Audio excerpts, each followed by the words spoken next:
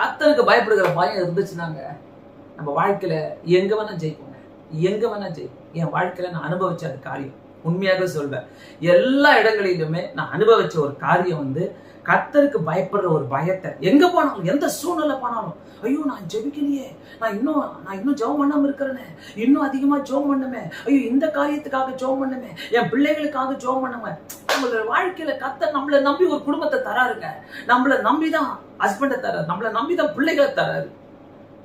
So இந்த சூழ்நிலையில பாத்தீங்கன்னா பிள்ளைங்க கரையேற வரைக்கும் அவங்களுக்காக ஜெபம் பண்ணிக்கிட்டே இருக்கணும். நம்மளுடைய குடும்பம் நல்லா இருக்கிற வரைக்கும் கரையேறிட்டே நம்ம ஜெபம் பண்ணிக்கிட்டே இருக்கணும். ஆண்டவர்கிட்ட சொல்லிக்கிட்டே இருக்கணும். ஆண்டவரே இயேசுப்பா இதை செய்யுங்க ஆண்டவரே, நீங்க இதை செய்யுங்க ஆண்டவரே, அதை செய்யுங்க ஆண்டவரே, இதை நீங்க பாத்துக்கங்க ஆண்டவரே, அதை பாத்துக்கங்க ஆண்டவரே. மேபி நீங்க திருமணம் ஆகாத பெண்கள் சிலர் இருக்கலாம். திருமணத்துக்காக எனக்கு ரைட் பர்சன் கிடைக்கலையே, சரியான ஆள் கிடைக்கலையே என்று நீங்க அங்கலாய்க்கலாம். நீங்க கவலைப்படலாம். நான் சொல்றேன், அந்த பர்சனுக்காக ஆண்டவரே எந்த நபரை என் வாழ்க்கையில நீங்க வைத்திருக்கீங்க அவங்களை கொண்டு வாங்க.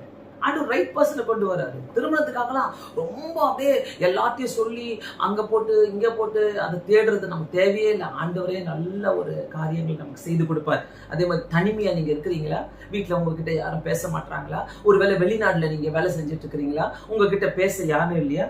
அந்த நேரத்தெல்லாம் உபயோகப்படுத்திக்கங்க. அந்த நேரத்தெல்லாம் உபயோகப்படுத்திக்கங்க. அப்படியே ஜெபம் பண்ணுங்க. ஆண்டவரே இயேசுப்பா இந்த தனிமையான வாழ்க்கை எனக்கு பிரயோஜனமா இருக்கட்டும் சொல்லுங்க.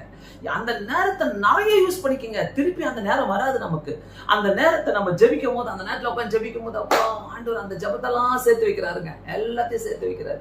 எல்லா ஜபங்களையும் நமக்காக வைத்து அவர் சேர்த்து வச்சு நமக்கு நல்ல பதில தருகிற தேவனா இருக்கிறாரு. அதனால நான் தனிமையா இருக்கிறேன், நான் வெளிநாட்டுல இருக்கிறேனே, நான் இப்படி கஷ்டப்படுறேனே, அங்க கஷ்டப்படுறேனே, என் வேலையில நான் தனிமையா இருக்கிறேனே, என் கூட யாரும் பேச மாட்டாங்களே, என்னை பார்த்து பொறாமப்படுறாங்களே, நான் யார்கிட்ட ஏதாவது நல்லது செஞ்சாலே என்னை பார்த்து பொறாமப்படுறாங்களே, என்னை பத்தி கூடி கூடி பேசுறாங்க. கவலையே படாதீங்க. அப்படின்னா நீங்க ஏதோ சம்திங் ஸ்பெஷல்ன்றது ஆண்டவர் உங்களுக்கு உணர்த்தி காட்டுறாரு. யாரும் நம்மளை பத்தி பேசுறாங்களா?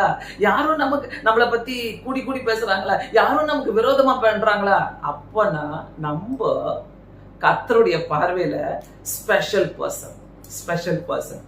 கண்டுக்காதீங்க.